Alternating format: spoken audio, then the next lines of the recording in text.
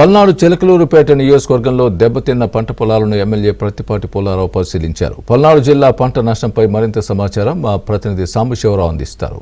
సాంబశివరావు. మోంతా తుఫాను ఉమ్మడి గుంటూరు జిల్లా పంటలను తీవ్ర నష్టం వాటిల్లింది. పల్నాడు జిల్లాలో అత్యధికంగా వర్షపాతం నమోదు కావటం, బాపట్ల, ప్రకాశం, పల్నాడు జిల్లాలో కురిసిన వర్షాలకు ఇక్కడున్న పంటలు మొత్తం కూడా తీవ్రంగా నష్టపోయిన పరిస్థితి అయితే ఉంది. పల్నాడు ప్రాంతంలో అత్యధికంగా వరి తర్వాత వాణిజ్య పంటలైన పత్తి, మిరప పంటలు వేస్తారు. గత 2-3 రోజుల పాటు కురిసిన మోంతా తుఫానుకి పత్తి పంట, మిరప పంటకి తీవ్రంగా నష్టం వాటిల్లింది. ప్రస్తుతం మనం చిలకలూరుపేట నియోజకవర్గంలో ఈ తుఫాను వల్ల నష్టపోయిన పంట పొలాలను కూడా మాజీ మంత్రి, స్థానిక ఎమ్మెల్యే ప్రత్తిపాటి పుల్లారావు పరిశీలిస్తున్నారు. అక్కడ ఉన్న రైతాంగాన్ని, వ్యవసాయ శాఖ అధికారులు కూడా కనుక్కొని అక్కడ పంట నష్టం ఏ మేరకు వాటిల్లింది, ఏ మేరకు ఏ పంటలు ఎంత మేరకు నష్టం వాళ్ళని కూడా తెలుసుకునే పరిస్థితి చేస్తున్నారు. ప్రస్తుతం మనతో పాటు ప్రత్తిపాటి పుల్లారావు ఉన్నారు. సార్ చెప్పండి, మీ నియోజకవర్గంలో ఏ పంటలు వేస్తున్నారు, ఈ తుఫాను వల్ల ఏ పంటకు నష్టం వాటిల్లింది?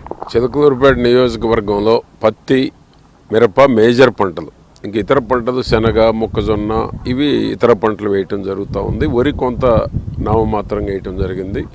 ఈ 5 రకాల పంటలు చిలకలూరుపేట నియోజకవర్గంలో ఈరోజు పత్తి తీవ్రంగా నష్టం, మిరప తోటలకు తీవ్రంగా నష్టం, పెట్టుబడులు మొత్తం కూడా వరద నీటి పాలైన అనేటువంటి దాంట్లో దిక్కుతోచని స్థితిలో రైతాంగం ఈరోజు ఉన్నారు. రాష్ట్ర వ్యాప్తంగా చూసుకున్నా కూడా పత్తి మొత్తం దెబ్బతింది, వరి మొత్తం దెబ్బతింది. అదేవిధంగా మిరప వేసినటువంటి వాళ్ళు, మిరపతో పాటు ఇతర పంటలు వేసినటువంటి అనేక మంది రైతులు ఈరోజు ఈ యొక్క అకాల తుఫాన్, అకాల వర్షం, అకాల తుఫాన్, అసలే ఈ సంవత్సరం భారీగా వర్షాలు పడ్డాయి, వర్షాలు ఎక్కువైపోయినాయి, పంట నష్టం జరిగింది ఇప్పటికే. దానికి తోడు ఈ యొక్క మోందా తుఫాన్ వచ్చేసి అధిక వర్షాలతోటి 22 సెంటీమీటర్లు ఒక చిలకలూరుపేట ప్రాంతంలో ఈ మధ్యకాలంలో ఎప్పుడు కూడా 22 సెంటీమీటర్లు వర్షపాతం నమోదు కాదు చిలకలూరుపేట నియోజకవర్గానికి.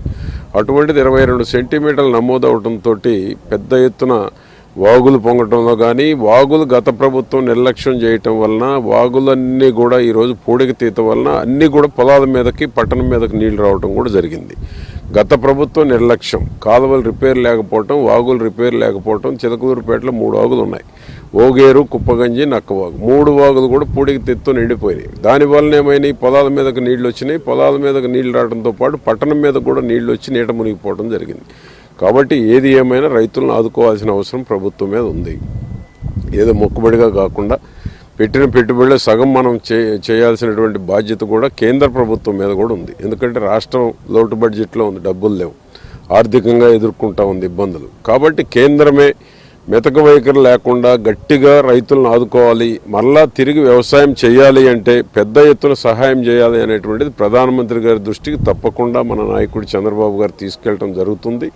కూటమి ప్రభుత్వం ఉంది కాబట్టి రైతుల్ని పెద్ద ఎత్తున ఆదుకోవాలి. ఎందుకంటే ఈరోజు ఇట్లా ఉన్నాయి, ఇది రేపటికి పూర్తిగా ఇంకా వడబడిపోయి ఎండిపోయేటువంటి పరిస్థితి ఉంది పత్తి, అదేవిధంగా మిరప, అదేవిధంగా వరి పెద్ద ఎత్తున దెబ్బతింది. కాబట్టి ఏంటంటే ఈ రోజు చూడటానికి పచ్చగా ఉన్న రోజు రోజుకి ఇవి ఎండిపోయేటువంటి ప్రమాదం ఉంది.